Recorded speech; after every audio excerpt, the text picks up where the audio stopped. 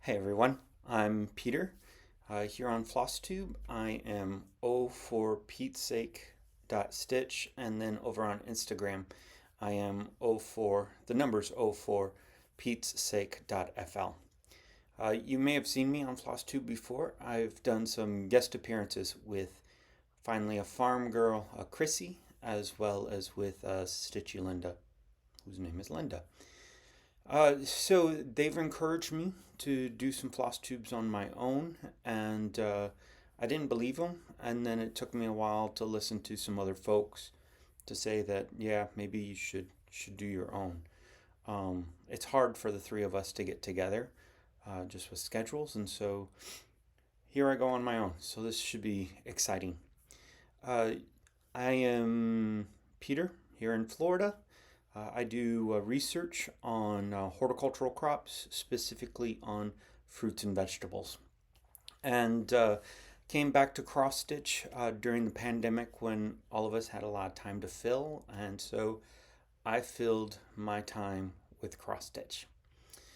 Typically, these first floss tubes are like a whip parade of everything uh, that a person is currently working on. But since it's December, I decided that mine would be just a review of the projects, whether they are fully finished, works in progresses, starts, just show you everything that I have done in 2024. And there's a lot of great things, or at least I think they're great. So hopefully you do as well. We're going to start with my January 1st New Year New Start. And for 2024, what I selected was the heart and hand uh, pattern that was designed by With Thy Needle and Thread. And the recommended linen color for this pattern is Weeks Dye Works Dove. And I was in the store for Victorian Rose Needle Arts, and I found this really beautiful piece of Seraphim. Oh, sorry, Fiber on a Whim Silver Fox 40 count, and I used the recommended overdyed cottons.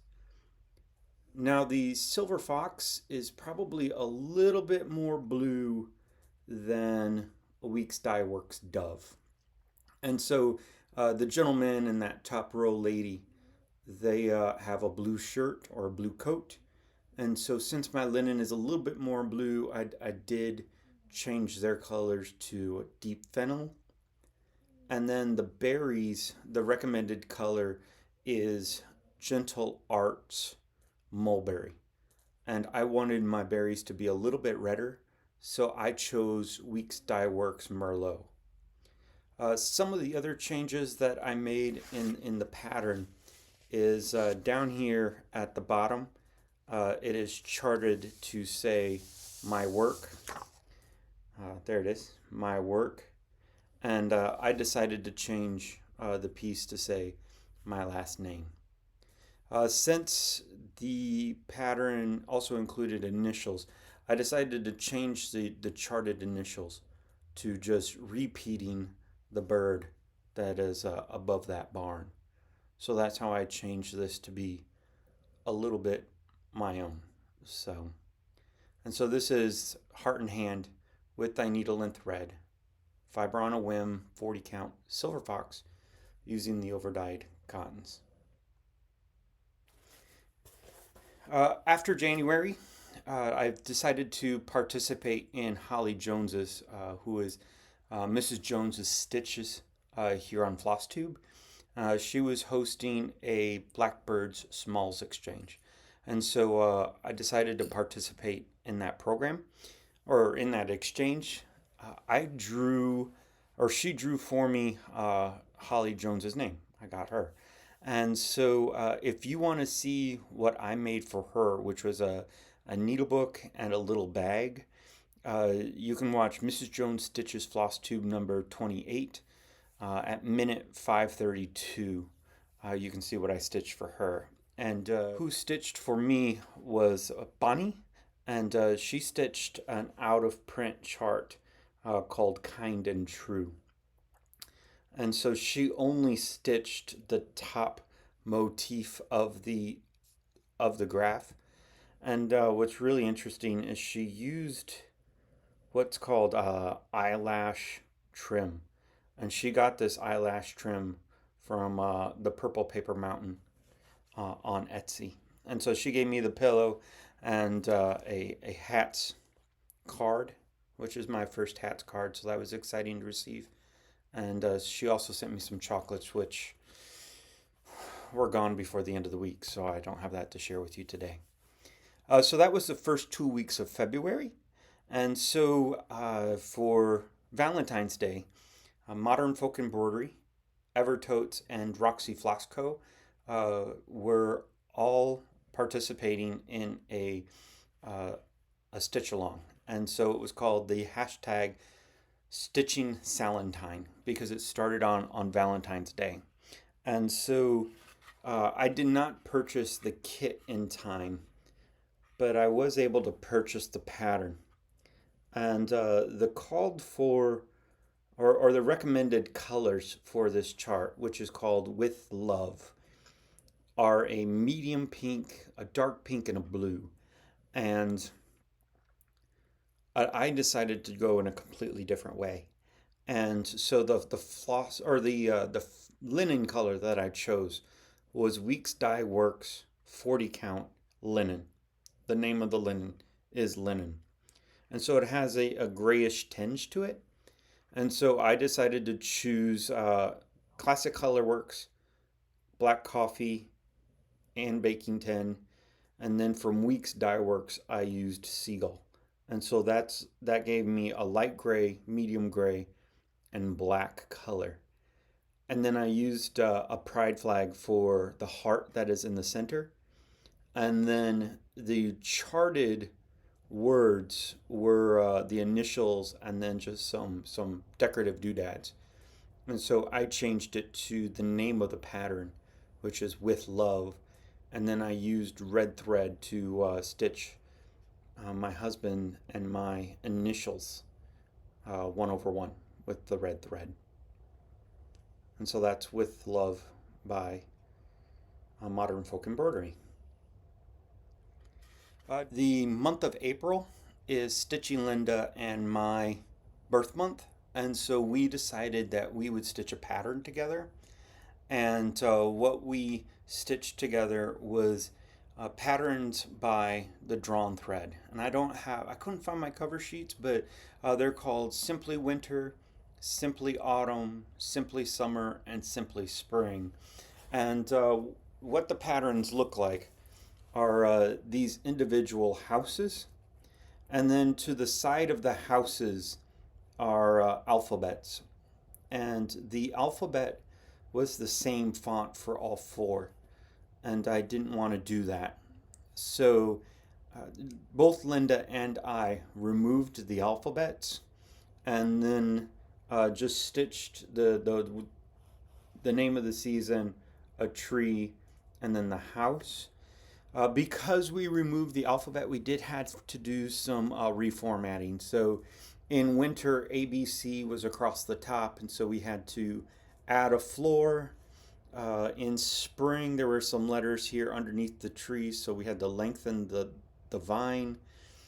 Summer, the letters were right here where my initials were, and so you could have used a B. And then in autumn, we don't have to make any changes. The only things that I have left to do on this pattern is in spring, there's a robin's egg that's in the nest, which uses satin stitch, and then there's a bee skep in summer, and then autumn I still have to do the roof and all of the leaves. And for autumn, all of the leaves are satin stitches.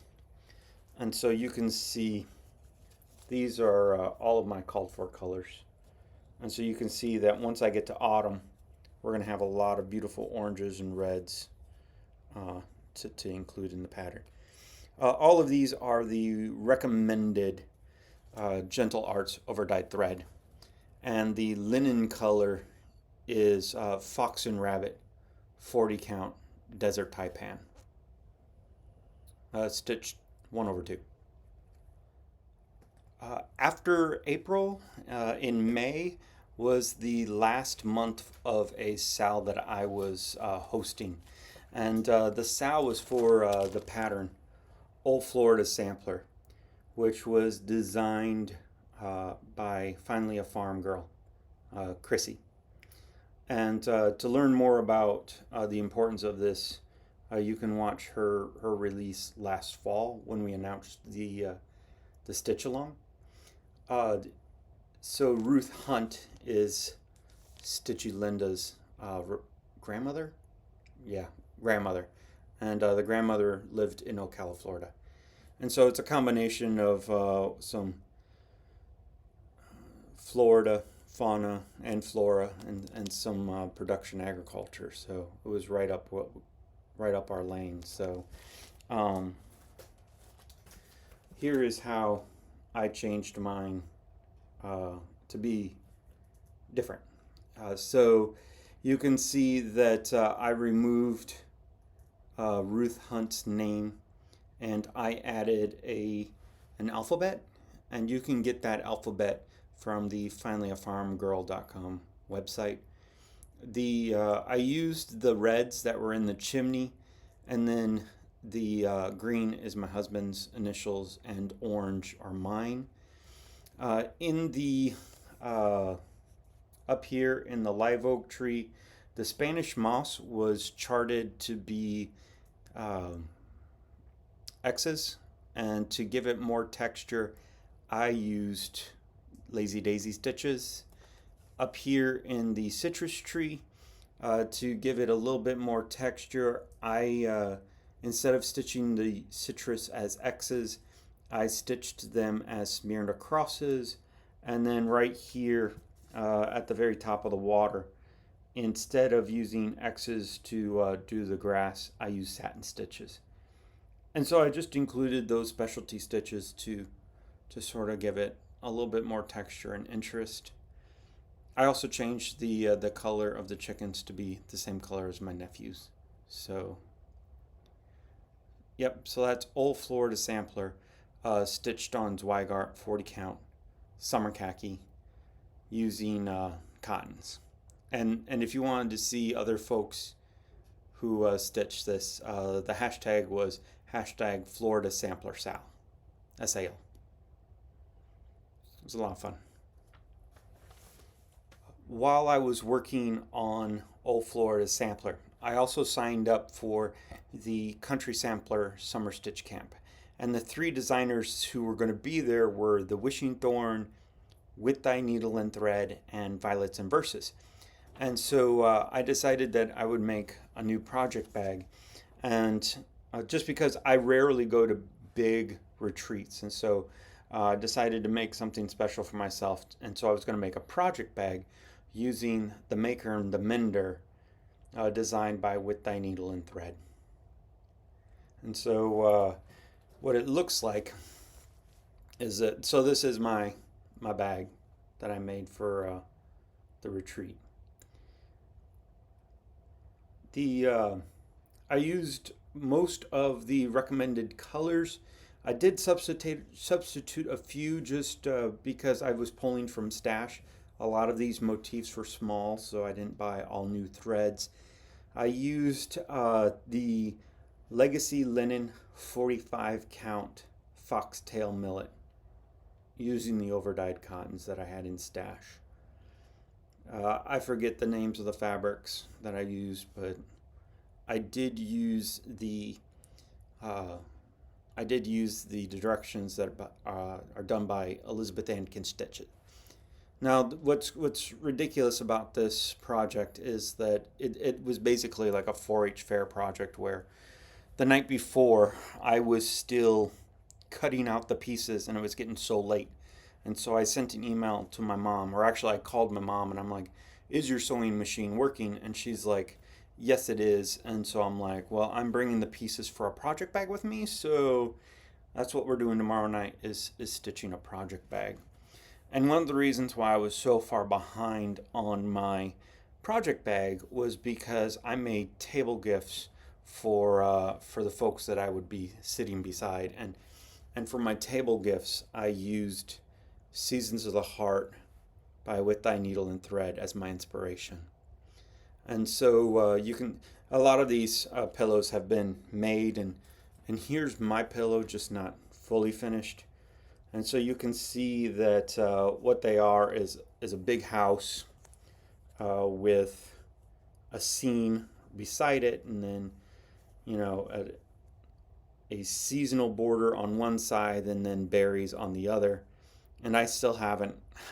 I finished this like 2 years ago, and the backing fabric is on it, and I'm just horrible with FFOing. So this is what a finished pillow would look like. And so what I did instead was I made little needle books. And since a needle book is taller than it is wide, I put the wider border or the taller border here at the bottom, and then that very narrow berry bowl or the berry border I put along the side, and sort of reformatted the I reformatted all of the motifs to fit onto a needle book. And then the name of the retreat, Summer Stitch Camp, here at the top. And I changed the P to the color of the berries because my name is Peter. So then that was spring, and this was fall. And I gave away all of my summer and winter. So I may or may not stitch these again. Sorry, I'll get a little bit closer for you. I may or may not stitch these again, or at least stitch the winter and the summer. And so this is the needle book, and then this is the autumn pillow. All of the needle books were stitched on 40 count Weeks Dye Works parchment.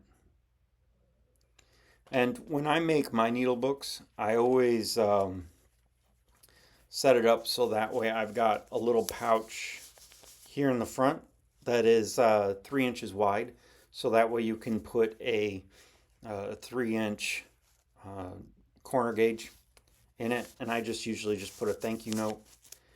And then I've got just a piece of felt folded in half, and then here on this back side I've got three areas where you can put tools. I usually put a pair of scissors, seam ripper, and a pair of tweezers. So that's the needle books that I had for a gift exchange. The first project, or the first presenter at the retreat, was the wishing thorn, and the pattern that was given to us was Sarah Fleer Sampler 1806. And so she was so generous to not only give us a reproduction of the sampler, but she also, and so this was the original, but she also gave us an adaptation of the sampler. So instead of having a portrait, we would have a long and skinny, just so that way we would have a different shape on our sampler walls. And so the first day of the retreat, I decided that I would stitch the long skinny just because that's what's lacking from my sampler wall. And so this is, I didn't finish the entire length of the sampler. I just did part of it, and I turned it into a needle book. And so this is what the needle book looks like folded up. And so you can untie it, and this is the whole width of the needle book. Or I guess it wouldn't be a needle book, it would be a sewing roll or housewife, just because it's bigger than a needle book. So that's the whole piece that I finished. And so looking at this sewing kit, when you open it up, There's three sections, and so you can see here at the very top is a piece of felt that you can put your needles, and then I just made little X's as a just as a little detail. And then here in the center is a pocket, and so you can see that it's got my 3-inch corner gauge and a pair of scissors, and then there's two more pockets here on the side. Now I bought all of these fabrics that are on the inside. I purchased from the Country Sampler, and they had all of the fabrics tied up with this little ribbon. And so just as a little detail, I didn't. The only felt color I had was this cream color, and so I was trying to figure out where I could put some more cream into this sewing kit. And so I added this ribbon as a detail to the top of the pocket, and then I don't know if that's a running stitch because I didn't come back, but like a straight stitch just as another little piece of detail. And then I decided that I would try some quilt piecing, and so the bottom pocket is flying geese. Don't look at the tips, Anne. They're not great, but for a first time they look great. And then I added a little tab that you can add, or you can hook on your threads. And then there's also enough space that if you had a small hoop, it would probably fit in that little pocket as well. What I like about this sewing kit instead of the needle books that I made is that the needle books have an open top. And so you've got to be really careful about putting my needle books into a project bag. But the way I designed this, you can close this top third over the top, and so the tools won't, fall out. Could I sew a piece of ribbon into the needle book and tie down my needles? Yeah, I could, but that's one more step, and so I just made a sewing roll to sort of overcome that design flaw. I came back from Stitch Camp, and I really wanted to focus on some of my larger whips. And the first one that I focused on was Our Lasting Friendship by Blackbird Designs. And so I always start a Blackbird Designs for summer break. And so this was my Christmas break start 2023. And so this is my finished piece. I stitched this on needle and flax 40 count Thorn field.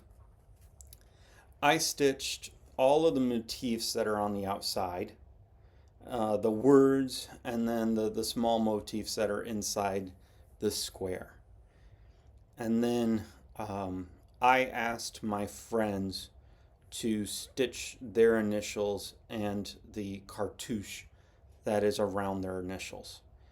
So it's just really cool because everybody does their stitches different, whether they start in the lower left or the upper right. Or what's interesting is looking at the back. I won't do that to my friends, but it's just interesting, and it's really fun to have their stitching on a piece that I did. Now the five of us all met at Brick City Cross Stitch, and so those initials that are in the heart are for Brick City Cross Stitch. Since my friends took the time to stitch on this for me, I decided that I would stitch something for them. And no surprise, but what I stitched was more needle books. Needle books are just really quick. I've figured out how to put them together well, and how to do the math. And so these are the needle books that I made for my four friends who stitched for me. It uses the exact same colors. I did not have enough of the needle and flax linen, so I did have to change the linen color to Seraphim 40 count sand dunes. But you can see, compared to the larger sampler, you can see that I took the berry bowls from the corners, and then uh, the flowers came from the lower left hand corner of the motif right here. And then for the border on the needlebook, I use the outside border for the bottom, and then the inside border, uh, the zigzag border around the other three sides of the needlebook. There was no way I was going to be able to put my initials and my friend's initial on the needlebook. So instead, what I decided to do was stitch all four of us, or sorry, all five of us. I have four friends, but the five of us were stitched 1/1. So that way, our lasting friendship is. I'm keeping the large one, but they get to keep the small needlebook sampler. So thanks to my friends for stitching these. The second large work in progress that I wanted to work on after Stitch Camp was this beauty. This is Fruits of Plenty by Modern Folk Embroidery. I stitched mine. Sorry, I'm trying to get it all in. There we are. I stitched mine on 40 count R&R reproduction fabrics, 40 count Virginia Beach. And this is 1/2. The two colors that I used were DMC Blanc, and then the gray color was DMC 453. Now the charted tree in this medallion is an evergreen, and because I took out all of the solid stitching, I thought that the evergreen would be too stitch intense. So down here in this medallion, Jacob gave us like 6 or 7 different options to stitch here. So I removed the evergreen and put in one of those selections for a more lace-like or more delicate-looking deciduous, and in that has a little birdhouse. And so I thought that with a bird feeder there, and that bottom one would be really pretty. So this is Fruits of Plenty.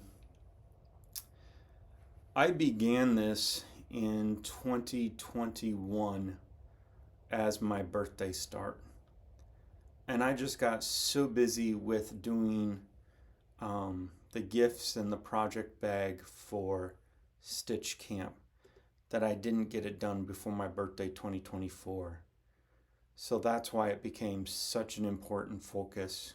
You can see my light bulb, I'm sorry. Such an important focus this summer was to get it done because it's so beautiful. Yeah, so that's my Fruits of Plenty. I finished those 2 large pieces, and I just went on a starting rampage.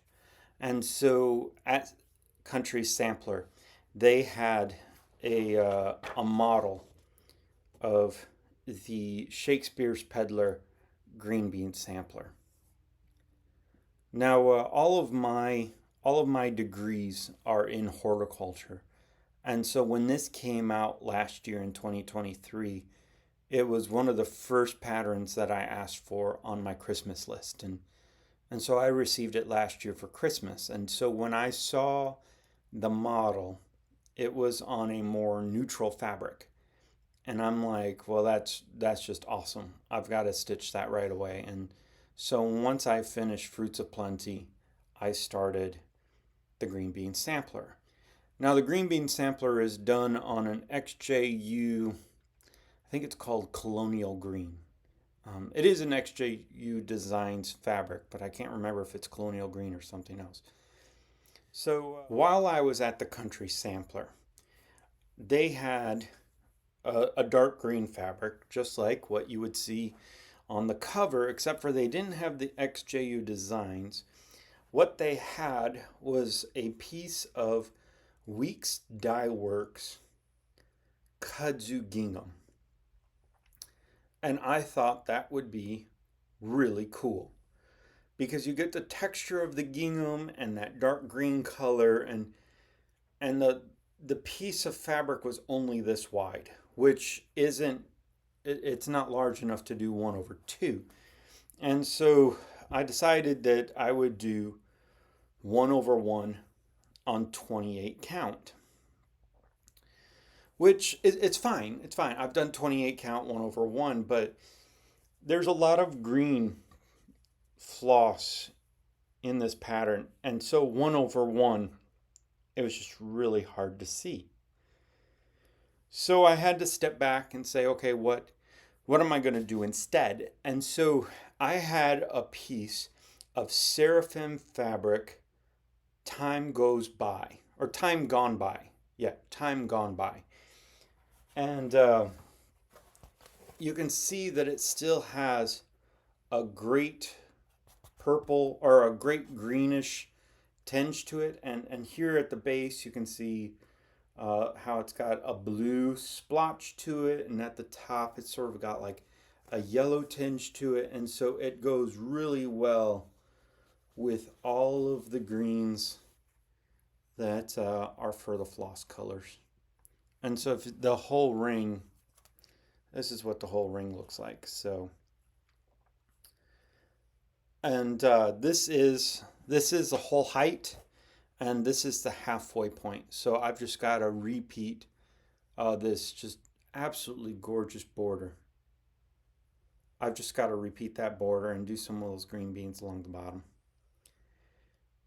So the charted verse that's going to be in the center is the 23rd Psalm, which I replaced with a nursery rhyme that is sung to I'm a Little Teapot. So it discusses planting a seed and the sun coming out and rainfall and the plant growing. So I've done the 23rd Psalm on other pieces. So this is not a historical sampler, so I have no problems with changing it. So this is a focus for next year, is to finish this. So it's just beautiful in that fabric.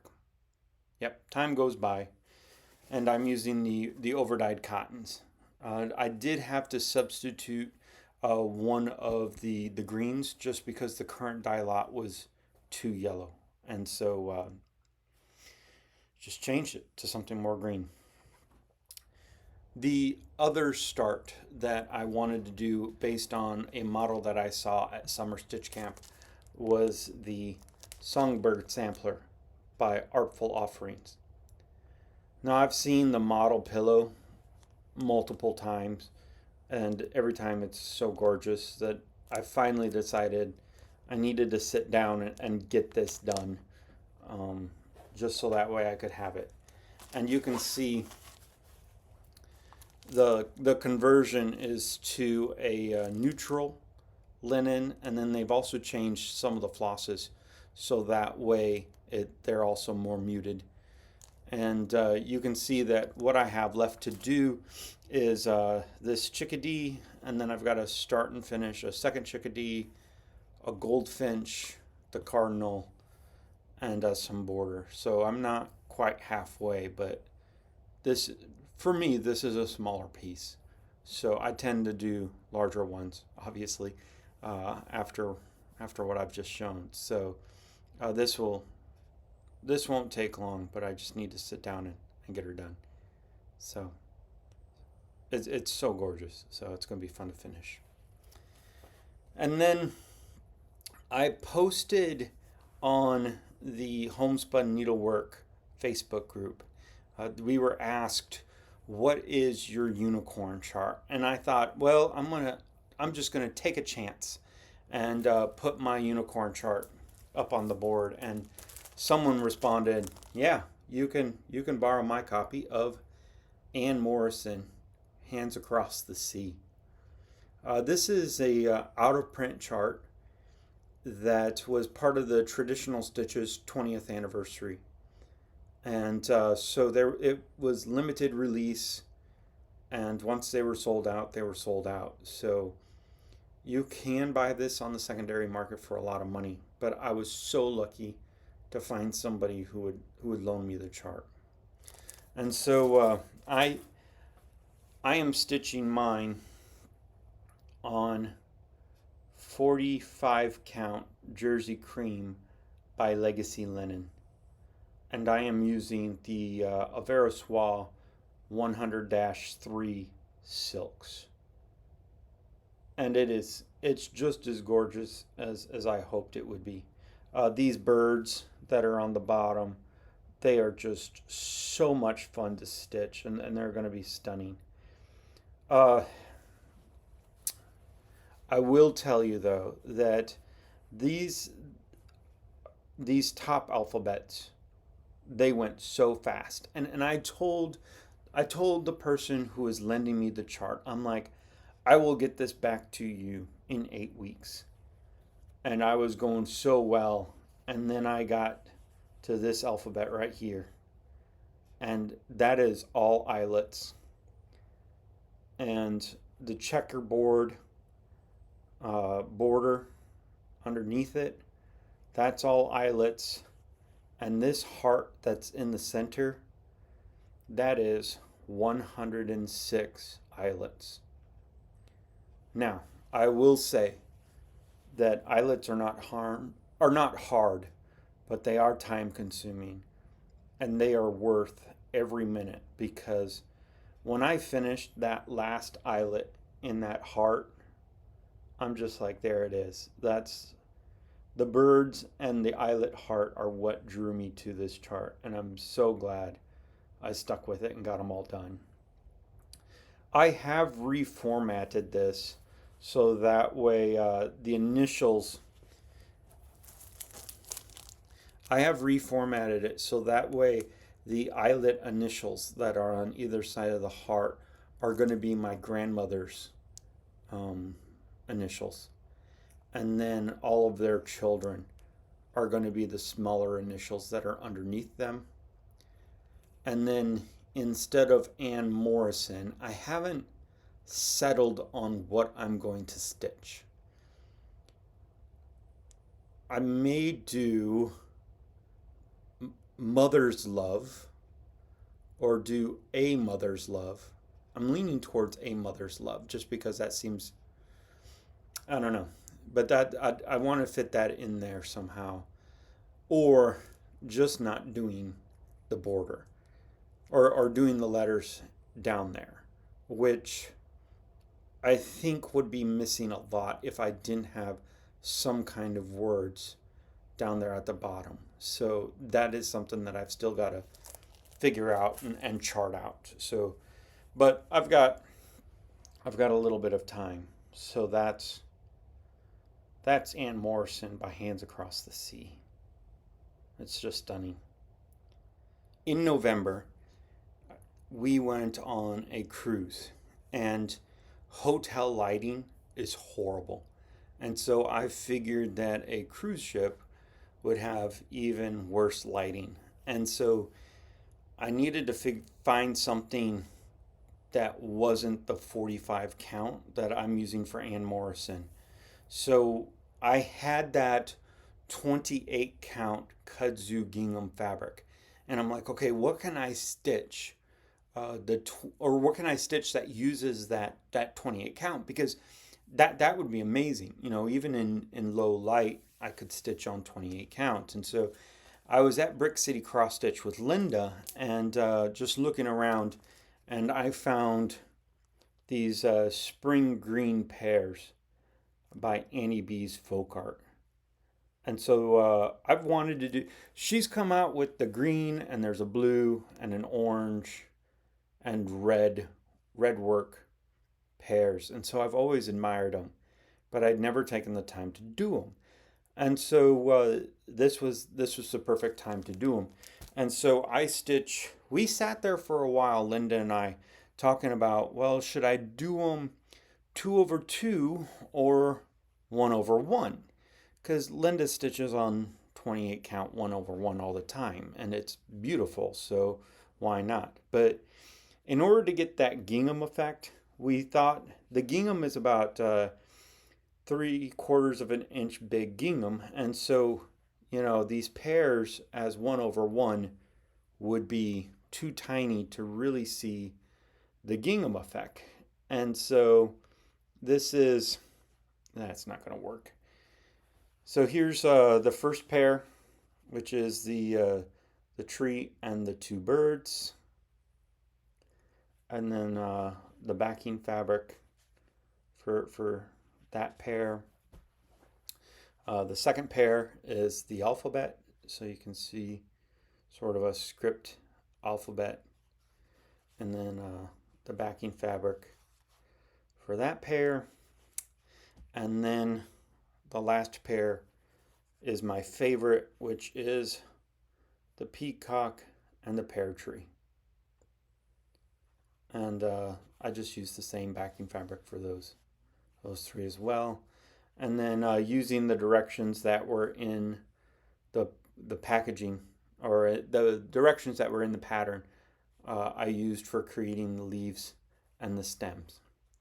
Now the one thing, I was going to show you the picture again, but you wouldn't see this detail over the camera, which is along the seam, they give directions for a herringbone stitch.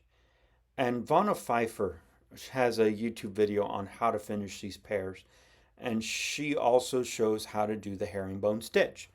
And so I tried to do that herringbone stitch, and every time I tried to come up through the bottom, I would pierce myself. And so on one of these pairs, you can see a little bit of blood on one of the edges. And I'm like, well, that's enough ornamentation. I'm not doing any herringbone stitch. And so it was probably for the better. Some people said it was for the better because I sort of got a little too close to the edge. And probably the one thing that I did learn from this is that you do get so close to the bottom that you don't need as much margin on the top. This is the one that I get closest to.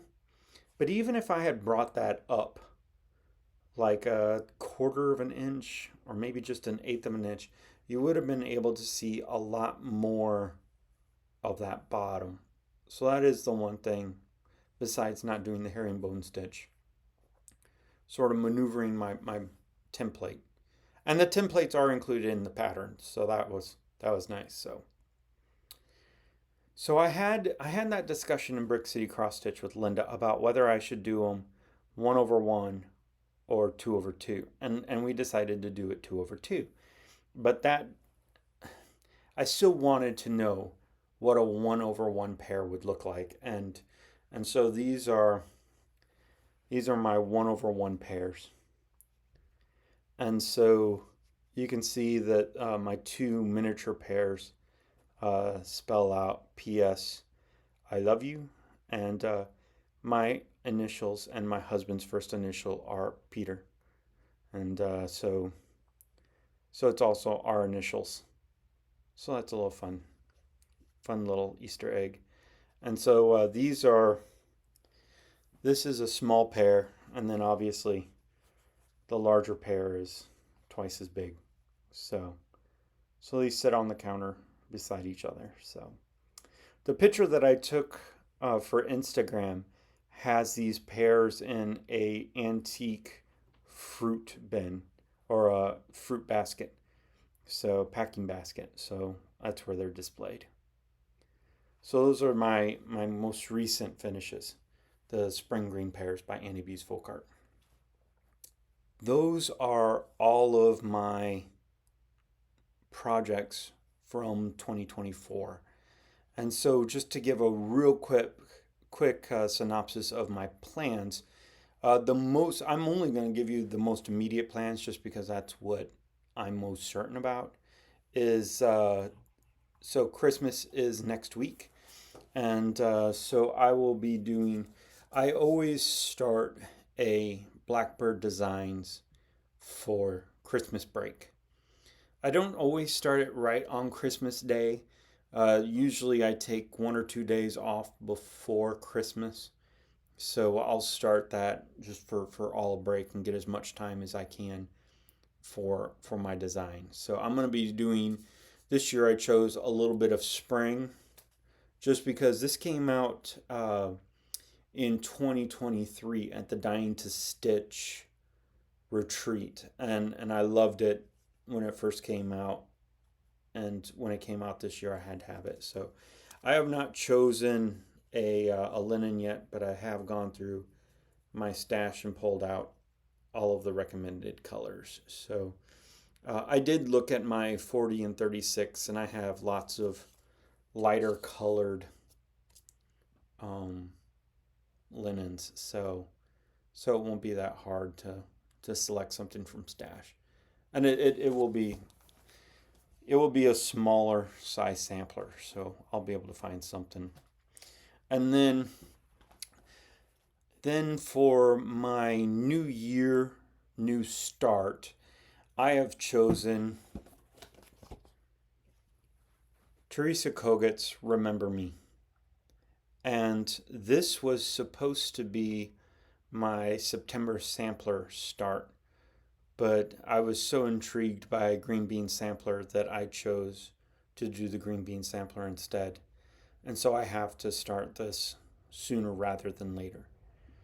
Now, this was supposed to be a New Year's Day start, but I may continue to stitch on Ann Morrison just because I'm borrowing that chart and I want to get it back to the lender as soon as possible. So I may stitch on Ann Morrison for a little bit longer until it's finished and then start Remember Me.